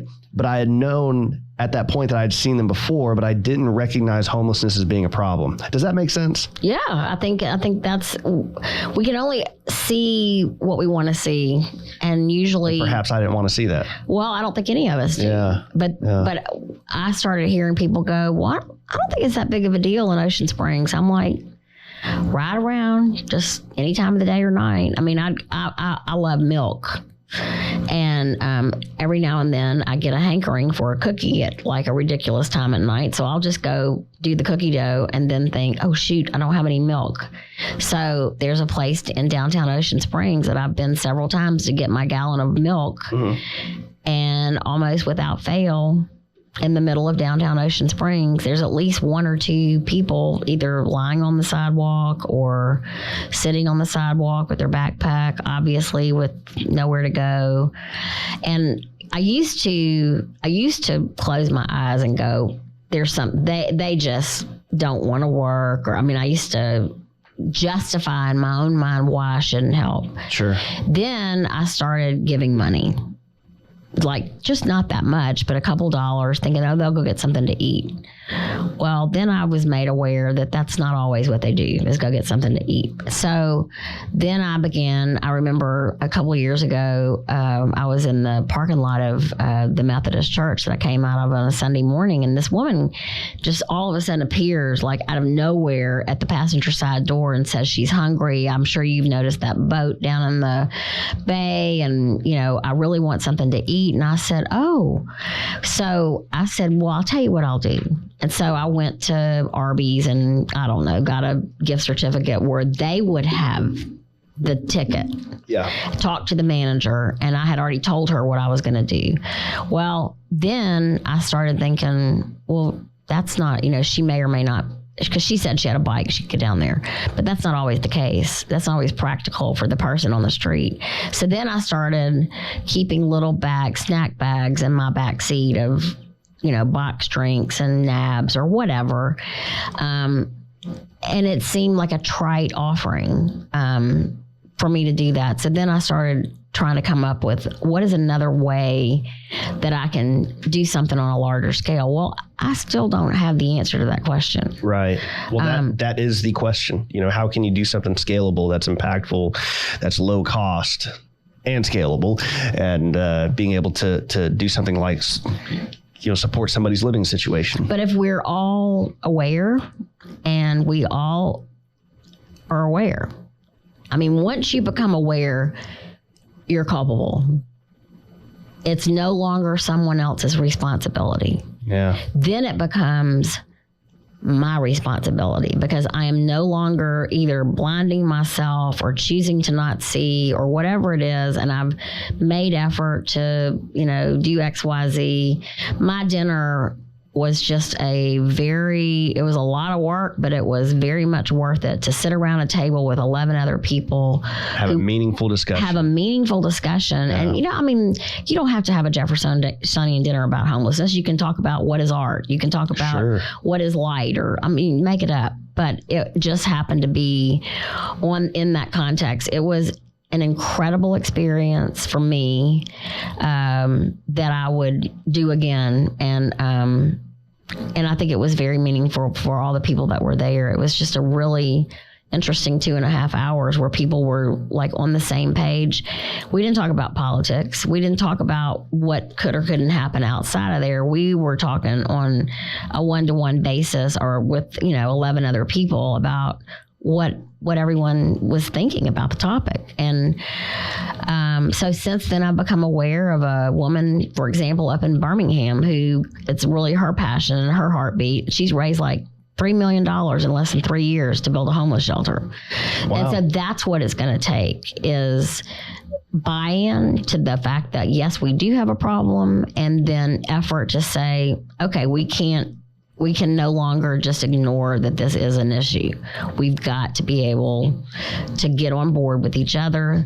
Whatever anybody thinks that, should or shouldn't happen, like we were talking about, throw your gauntlet down, meet in the middle, and let's say, okay, what's the best for all of us? Yeah. I was having a discussion with an individual about this, and they about homelessness, and this individual brought up the point to say, what if people don't want to solve the problem? And I don't mean that, not that they don't think it's a problem, but what if they don't want to actually solve the problem? Assuming we had the means to solve the problem for Ocean Springs, right? He made the case that there's a disincentive to solve the problem, because when you're good at something, you get handed more work. And so then people might bring more homeless people over to Ocean Springs, and then you reach a point, because what you initially developed in terms of your infrastructure to house X number of people, now that gets pressured, right? And so then you have more homeless people because they can't get into the shelter. And I thought it was an interesting take on that, but that I think presupposes that the homeless shelter is the end rather than the means. The means, I think, would be to create a vehicle to move people out of the status of homelessness. Right. And so the shelter would be the vehicle for that. Back Bay promotes, I love their, helping someone find their way out of poverty, not lending a hand out, but a hand up. I think their philosophy is a very good philosophy, and they've been doing it for a minute. We, as a population, we're so busy sometimes as a people in general. I'm talking about anybody.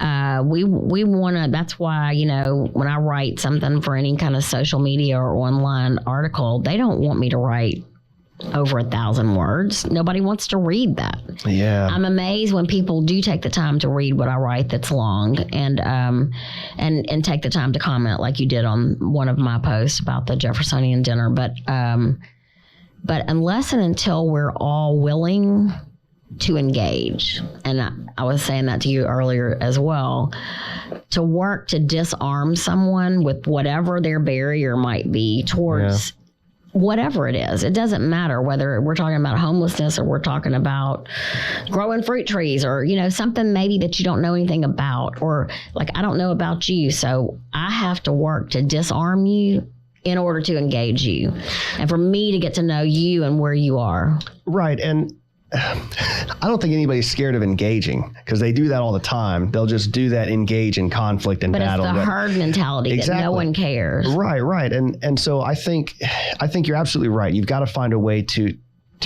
disarm people. But at the same time, bring it down a little deeper, right? So when you're disarming them, you're making them now vulnerable. And so it's incumbent upon the individual wishing to disarm the person that the environment is comfortable for them to be vulnerable. And that's a tough thing to do as well, is being able to say, hey, this is safe for us to have this conversation. I think the most, and that's it, have the conversation, but also the reality of where that someone might be in their life that they're on the street. Yeah. So I've written, like, people don't engage with me on my Facebook page as much when I write about really serious things like homelessness. But it's, and I don't do it often because it is so heavy and it doesn't feel as encouraging, and I'd rather encourage somebody, but it is my passion, one of my passions. And so I wrote something recently and posted it, and it was about me going through an on-board situation with a corporation on the coast. Okay. And so all these different people, instead of doing a bunch of, I've done work for a lot of different corporations as a travel therapist and done a lot of onboarding, and most of them are always these videos and you check it off and blah, blah, blah. I read it. And, but this particular situation, all of the people, all the administrative people involved in this particular corporation were in live format. One of those admin people came in and started speaking and said, now listen, I want you to understand that there are a lot of homeless people that are passing by all the time. I'm going to tell you, do not feed the animals. I can't even tell you what that did to me. I can't even tell you, like, even just saying it makes my heart hurt. Because he said, I've been told not to say this before, but I'm going to say it anyway. And I thought, and I reported it because I'm like, that just killed me. But nothing happened. So unless and until, like, if everyone in that onboarding room that we're all working in different aspects of that corporation had gone and said, look, what's wrong with this picture? But I don't know that anyone else did. And so unless and until we're made aware, I mean, they all obviously know. We know them by name.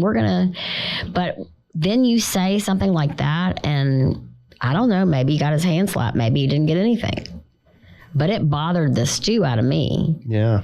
And if that's the way we view people, so for example, okay, this is a great movie. Have you seen, I think it's called The Violinist, and it's a Jamie Foxx and this is a new movie. Robert Downey Jr. maybe? Yes. Okay. I know it is one of the best, like, make you think kind of movies, and I like those kind of movies. Yeah. And Jamie Foxx was an incredible, like, what do you call him? Savant almost, with playing the violin, but he was living on the street. And Morton Downey Jr. this is out in California. He made he was like one of those, like what I'd love to be, like a investigative reporter, I guess. Yeah. And they gave him this story because of somebody else didn't want to do it. So and he was like, I don't want to do this story. Well, by the end of without telling the whole thing, he was so invested in this man. And the interesting thing to me is when they were trying to get him off the street, his character, Jamie Foxx's character, had this it never would really explain, didn't matter. You knew that he had some horrific situation happen in the rest of his life when he was in an enclosed space, some kind of trauma, some kind of, awful treatment or something. Yeah. So, and we know that's the way it is with a lot of vets. I can't imagine that, you've seen all this horrific stuff, and then you were supposed to go back and just live a normal life, and a lot of people can't reintegrate into that world. Well, let me tell you, another part of that is that a lot of these people on the street that are veterans that have those experiences, they're able to get $3,000 or $4,000 a month, but they have to do their disability. But the problem is the burden of proof of the disability is so damn high. So it's like they could walk to a VA hospital and say, I'm a vet. They could prove that pretty easily, but then they would have to have documentation showing that they were at a certain location. And then when they were at the location, documentation, even a letter that says that, yes, this happened. Like everything, your word doesn't matter. Your individual word doesn't matter. And I understand why, but we also have to understand that that's part of the problem here, and we either have to, we've got to figure out a way to reconcile that, because ignoring it is not at all the right thing to do. Well, like I told you, I've really become a geek when it comes to research and documentation. I know in my world in healthcare, I had to justify my very breath every minute of the day that I was working. And so I'm very much aware that that's the way the world works. Yeah. But I mean, that's really the way my mind works. In looking for hard stats about homelessness, you almost cannot find them. But now somebody's going to say, oh, well, you got to go to this website or wherever. Sure. And I'm sure somebody knows, but I can't seem to find them. And so the last hard stats that I was able to find basically said 60 to 65% of people on the street are vets. 80+% have a mental illness. Okay, so then when the other people want to throw out, oh, well, those people just want to be on the street. Are you seriously going to tell me that a human being with that's born with dignity, and you're not born with wanting to go to the bathroom in the street or any awful thing like they have to do. You cannot tell me that the majority of the people that are in the street want to be there. It just doesn't. It's not even like you can't compute that. There is I read an article on this. There's a growing trend of what's called urban camping that mirrors homelessness, but it is different. But I certainly agree. I think people would read an article like that and say, see, people want to be on the streets. I agree with you. I don't think that that's true. I think it fails logically. Probably urban camping. Are they using the bathroom in the middle of the street? Are they? Some people do that. Do they really? Yeah, okay, well, it's a thing. Yeah, it's a thing. I don't get it. I'd never do it. It sounds ridiculous to me. But if that's their thing, whatever. But yeah, I find it to be. Well, I mean, the whatever there's got to be a way to gather that information and know whether or not they're urban campers or truly homeless that are vets and with mental illness. I would stick with the preponderance of evidence in this case. And the preponderance of evidence in this case suggests that these are very sick, needing people, and something certainly needs to be done with it. Because look, I think this is an apolitical issue.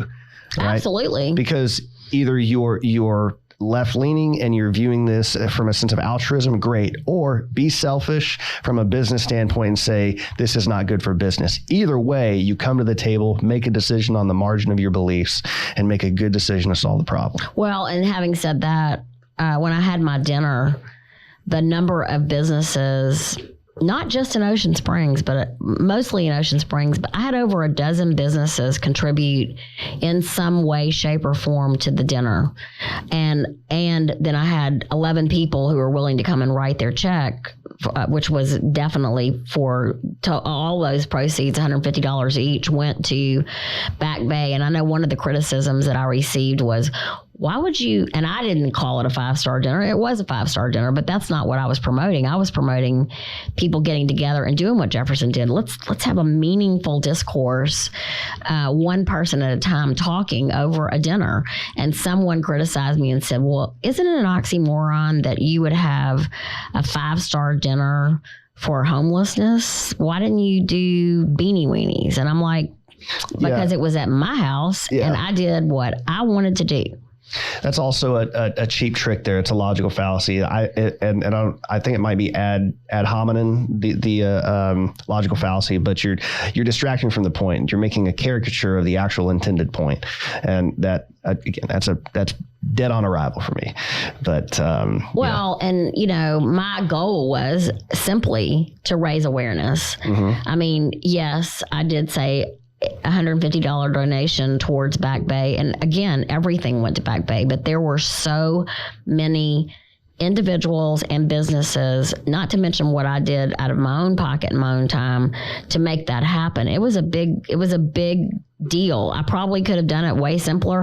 It would have been a lot easier to just open a can of beanie weenies, but that's not what I wanted to do. No, you wanted to have a classy event that was a respectable event, and let's face it, you had a vision for what this was. And I mean, that's what I would do if I were going to have you and your wife to dinner. I mean, I would do it in the way I want to do it. I'm not going to do something halfway. I just don't do that. I don't know how to do that. Let me tell you something. My wife's grandmother was an Air Force wife through the 50s and 60s, 70s, right?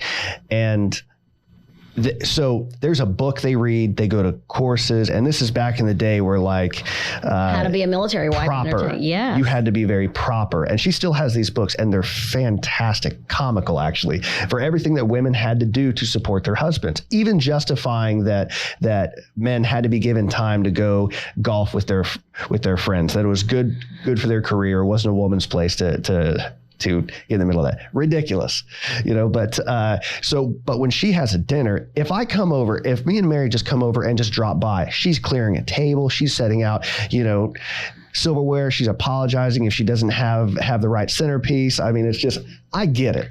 A lot of that's the Southern way. 100%. I'm not going to apologize for the way that I was raised to entertain. And I mean, I'm not going to tell you I never have somebody and we have red beans and rice and sit at my little coffee table and talk. I mean, that's real informal. But if I'm going to do a party, I'm going to do a good party. Yeah. And you're going to want to remember the party. And my goal in this particular situation with the Jeffersonian dinner, my goal would be that the people in attendance would go on and try to reproduce. They don't have to reproduce it just like I did, because not everybody entertains the same way. Well, the more important thing is the actual, the discussion. Exactly. Yeah. Exactly. So if you want to do it with beanie weenies, I don't care. I mean, my goal is let's ripple out the effect of having meaningful discussion. Mm-hmm. And if it ends up being about art and culture, or if it ends up being about homelessness, or it ends up being about just connecting with people in your community. Yeah. That's what I'm about. Connecting with people. I mean, sure. I'm all about the people. Well, I don't want to belabor the point too much, but still, like, the more and more I think about it, it's like, what incentive do you have to do that aside from it's just something that you do? You know, like going out of your way, putting in all the effort, all the planning that goes into preparing the meal, all that. And oh, by the way, you wanted it to be taken seriously, and as evidence that you want other people to take it seriously, you took the dinner seriously. Like, to me, it's self-evident. Like, I don't know how somebody can come to it. It seems as though it would be self-evident, but I mean, I just, like, if we were talking about passion. Yeah. If I'm passionate, and I'm pretty much passionate about whatever it is I invest my time and energy in. Sure. Into, but it's like, I don't want to do anything halfway. I didn't want to serve beanie weenies. I didn't want to serve hamburgers and hot dogs. I served what I wanted to serve. There you go. And I had a lot of help in order to do that. Yeah. Businesses that donated food or flowers or whatever, you know, and I wanted to acknowledge those businesses. Yeah. So people in this community, yes, we are a destination place. Melanie Allen said Ocean Springs is a brand, and we are. Mm-hmm. It didn't used to be, but Ocean Springs grew out of a lot of hard work and a lot of people who were dedicated to the land and taking care of what. I have a theory that, and I mean, this is a pretty simple theory, but wherever you live, you're going to make your living off of the resources within that, whether it's, the Delta, you're going to grow cotton or corn or soybeans or whatever the land will produce. Here, we used to be totally a fishing community, and it was a pretty sleepy fishing community. Now it's not sleepy anymore, and our number of commercial fishermen have dwindled to very small. But you know, we have a lot of industry around here. Ingalls, we have Kiesler, we have Exxon, and I mean Stennis, Chevron. Yeah, that's right. So we've got a lot of resources. There are a lot of smart people that are involved in all of that industry. Let's get a think tank and let's get a group of people who are committed to doing that. And if everybody were committed to saying, we've got a problem, I'm like, let's be the answer. Let's come up with the answer and then let what we do here go somewhere else. Because right now, no one's really, that I know of. I have heard of some communities that are doing better than we are, but let's be part of the solution instead of just saying, oh, well, it's a problem. 100%. And you know, as far as the homeless situation in Ocean Springs, it seems like low-hanging fruit if we can get out of our own way. And here's the evidence of it. Did you know that more than 70% of people, residents of Ocean Springs, were not eligible for a stimulus check? No, I did not. Yeah.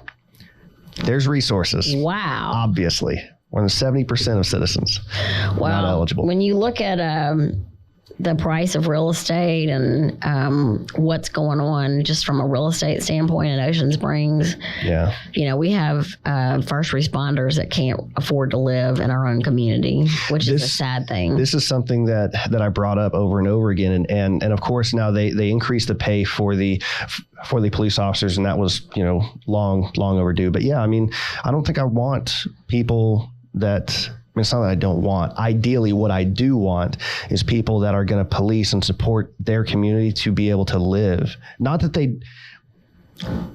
to have the means if they want to, because some people may not want to live, but to have the means. If you want to live in the community in which you serve, then there should be the means. Yeah. Back to my simple philosophy of life, as evidenced by that little book. And again, it's a bestseller on Amazon.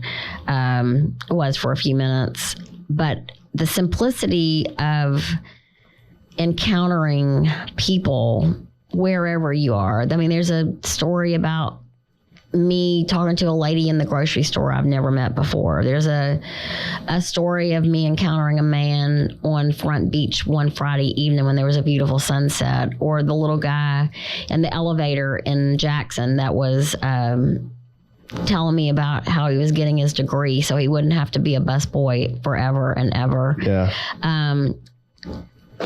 If we would slow down enough to take advantage of those moments. Some of them are from one floor to another. Some of them could be oh, you got a good picture on a Front Beach too. What are you, I mean, we've forgotten, actually 2 of those stories are from Front Beach, and me just, speaking to people, that somebody will be with me and they'll say, I'll speak to somebody and they'll say, do you know them? Who is that? I'm like, I don't know. Like I said, I've been called loquacious before, but hey, don't I know you from somewhere? I mean, I've met a lot of people that way. I mean, not to be serious. I think I know a lot of people, but I've got, my worlds are so big. I do know a lot of people, but I don't know some, and that I have met a lot of people that way. My sister invited me to go with her in her church. She in her church, get that English, or to go with her. Oh gosh, almost 25 years ago, I guess, right after Perestroika. And we went to Russia, Romania, and Hungary. And she's as introverted as I am not. And so she said, I know you're going to see somebody over there that you know. And I said, I cannot possibly see anybody over there that I know. I don't know anybody. So we're in an elevator in a hotel in downtown Moscow. And I hear this American voice. And I look up and I recognized him, and I said, hey, were you in Jackson like 2 weeks ago? I was living in Jackson at the time. And he said, yeah. And he had been at my church. And so we had this conversation. My sister went, oh, you do know everybody. You know somebody everywhere we go. Well, I've met so many people. Mm-hmm. People want to be acknowledged. Like, my worst fear in life is to not remember someone's name that I know I should know. Like, moving back to Ocean Springs after being gone for 40 years, there are so many people who remember me because they've never been anywhere else. And I've had people go, oh, come on, you know who I am. I'm like, please don't do this to me. Just please don't make me. But, I'd rather say, I know I'm supposed to know you, but I don't remember. Please tell me what your name is. I'd rather do that than not say their name. Yeah, no, I get it. So in the military, I just kind of needed to know, well, I didn't really need to know your name at the end of the day, but essentially your last name. We were good there. But I found it difficult to remember people's first and last names when I got out. And of course, I was working in banking for a bit, and that's all about developing relationships and whatnot. And so it was, I had to go back to one of my go-to reads and reread Dale Carnegie and remember his technique, because I knew that was something in there. And so, is he the one that says if you say someone's name in the first 3 times in the first 60 seconds? Yes, it really does work. Yeah. There's that, and then of course, I think the chapter is the sound of somebody's name is the sweetest sound they'll ever hear. So basically saying it's important, vital that you're able to recall and remember somebody's name. Well, it's the least, it's the simplest way, but probably the most effective way to acknowledge another person. Yeah. And so that's why it's my big, I don't get embarrassed about anything, but I do get embarrassed if I can't remember someone's name because I feel like it's so significant. Yeah, for sure. And I learned that, believe it or not, I learned this after revisiting the book of Genesis. Really? Yeah. How so? So when God is calling into existence the earth, the universe, and everything, talks about the vast watery areas, he's oceans, the dryness in between, that's land, the vastness above, that's sky, the period of light is the day, the period of darkness is night. And it's as if those things never existed until they were named. And so when you're born, first thing, we give you a name, we prepare for it, and that calls you into existence. And then I've used this because I've had to speak at a couple funerals. I tell the story. And so what I say at the end of it is that if you want to give eternal life to somebody that you believe you've lost, continue to call them into existence by calling their name. Yeah. Well, that's my first book. We haven't talked about this at all, but my first book is the story of, it's really a memoir of my having been a caregiver, like I told you. And my son he was born in 1985, was born with such a severe birth defect that, this should have never been said, but it was, that they may just have to turn him into a girl. We were initially told he was a boy. Well, it was devastating. Just like, you have a boy and then now we don't know what you've got. And so for 7 hours, it was the most hellish thing I've ever been through in my whole life. Is to what is that? What is that? I mean, how do you even consider that? So I've learned about a whole different world of ambiguous genitalia and all kind of things that I never would have dreamed that existed. And when the urologist finally walked in the door and he said, "You've got 100% male," I didn't care what else he said. I didn't care how many surgeries we had to have or anything else. But my son's name is Jesse, Jesse, and his name means God exists. Both of my names to me are very important. And so his name means God exists. His middle name means loyal one. My other girl, both of my girls, Hannah means God's gracious gift, and Joy and Elizabeth means joyful one, and the one that God sent. I think Elizabeth is basically. So names, I mean, those are the only 3 people in the world I've been able to name besides my puppy dogs, and those have been important as well, but their names have not been as strong. Like my recent rescue puppy dog I found a few years back is Journey, because he was all part of my journey. So that is a very interesting observation I've never heard before, that God spoke. Not only did he speak the world into existence, but as he named things, it gave meaning and significance. So that's a very cool observation. Yeah, and it's been beneficial for me to kind of see people differently. Like prisoners, what do? Strip their name, here's a number. It's as if you're not a person. Not a person any longer. Exactly. It's just like when my son... It's like saying, don't feed the animals. Right. So that's not because I want to touch on this. You said they're not being treated as people. And that's a problem, but that's plainly what they're doing, because we name people. So to finish the story about no, because I'm just going to bounce off of what you just said. So when I started writing about that incident, I also revisited a trip I took with my oldest daughter about 15 years ago I flew into Switzerland, went to Liechtenstein, Austria, and then we took a train across the Czech Republic and into Poland.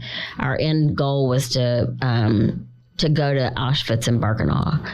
And going back to your numbers, or how giving a prisoner a number, and what ultimate discrimination is, because that's where we're talking about with discrimination, was saying don't feed the animals. My gosh, I mean, that's what they did. I mean, that's what ultimate prejudice and discrimination against anyone, whether we're talking about race or sexuality or homelessness, or what make it up, whatever socioeconomic issue or political issue you want to choose, and you want to, pick out one section and go, well, we're not going to deal with those people. Well, what did Hitler do?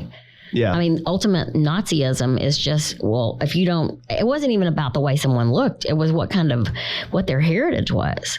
Well, really? Mm-hmm. So going back to what you just said and giving prisoners a number rather than using their name, it's all about stripping someone of any kind of human dignity or godlike attributes. And it's such an ironic thing too, because of course the Holocaust victims were given serial numbers, right? But the thing that irritates me the most is that it's ironic, because it's people in positions of authority doing this, right? But to me, it's convenient for them to do it, because by dehumanizing you or removing the human label, you're removing the ability to acknowledge this is a problem, and thereby, as you said, once you acknowledge it, it's incumbent upon you to now take responsibility. So by doing this, they're setting the stage for them to not acknowledge the human, and therefore it's acceptable to treat animals in a certain way. And so if they're not human, they must be animal, and therefore I am void of responsibility for caring for a human. It's a cheap trick. But it's sophisticated. It's a sophisticated trick, but at the same time, if you were to treat an animal in the way that was indicated, do not feed the animals. And we are so big on rescue animals and, sea turtles, and make it up. In that one comment, and by this particular entity not getting some major, he should have lost his job, and there should have been a public apology. That's my opinion. I think it should have been something that stern. But by saying that, we then become big hypocrites because we do everything to protect the sea turtles and animals on the street. I mean, how many commercials do you see about, the cats? Like you told me you were a big cat person, or wasn't that you that said? Yeah. Or puppy dogs that have been, when I found my dog, I thought he was dead. I thought I was going to have to bury a dog. But then we become we are living hypocrisy. That's true. It's as if we have people, animals, and then some subclass of human that is also animal, but also doesn't get the grace that we give animals. Exactly. There you go. Grace is the word. So we want to judge based on, okay, so, I went to New Orleans one time with a girl that I think she really wanted me to, I didn't really have the kind of camera that she had, but I think she wanted me to take her picture in that setting because she said she was doing a story on, whatever you call them, people that jump trains. You know what I'm saying? The same kind of thing like cowboys? No. No, not those people. Oh my gosh. What you call them? There's a certain name. Is it like parkour, that sort of thing? Or no, where you jump off urban settings? It's the same. It's like the urban. Yeah. But I mean, like doctors, lawyers, and Indian chiefs who choose to 6 months out of the year work, and the other 6 months out of the year they hop trains. I mean, they know. Honestly, I'm thinking like physically jumping from a moving train. Oh. I'm sorry. Well, they might do that too. But anyway, I'm down there with her. And I am not a very street savvy person at all because I want to trust everybody. And so I'm standing in the middle of the street shooting, I don't know, it was a Sunday. And so I was all up in the middle of the person, doing the musical show, the one man band. And she came up and she said, "Girl, you can't be doing that in the middle of the street in New Orleans on this street." And I was like, oh, okay. But I mean, there were people that they do that. I mean, I know what you're saying is true. It's more evident. It's very much more evidenced, I'd say, in a city like New Orleans than it is here. Sure. But we have been called a mini Bourbon Street now, with where we are in Ocean Springs. Yeah, with the downtown. Yeah. Well, how long do you think we've been here? I don't know. How long have we been here? 2 hours. Have we really? This is a time capsule. It just happens. It's amazing. I mean, we killed an hour before we even sat down. I know. But look, this has been a fantastic conversation. I have had an absolute blast. I have as well. Thank you. And I'm glad we got to cover the subjects that we did. I'm confident that we did so with respect to the subjects as well. And Sarah, doing this podcast has been so amazing because I've been able to meet people that I didn't know existed and talent that's right in my backyard that I grew up alongside. And you're one of those people that's evidence of that. I mean, I get to see all your work you do through photography, through your talent, through the written word. I mean, it's fantastic. Well, I appreciate that, and I'm thankful for you and your passions. Talking about me, and I want to go. Don't say anything else. Oh, I'm the same way. You're looking at somebody who doesn't know how to take a compliment, but no, truly.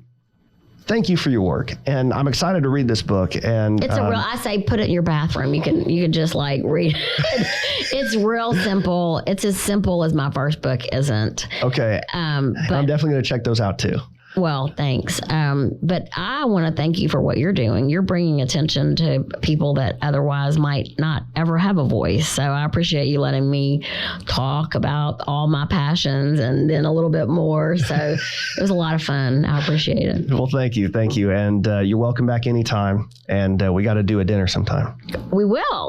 No, that's a given. We'll do it. Okay, for sure. All right, everybody. Well, thanks again. We'll see you.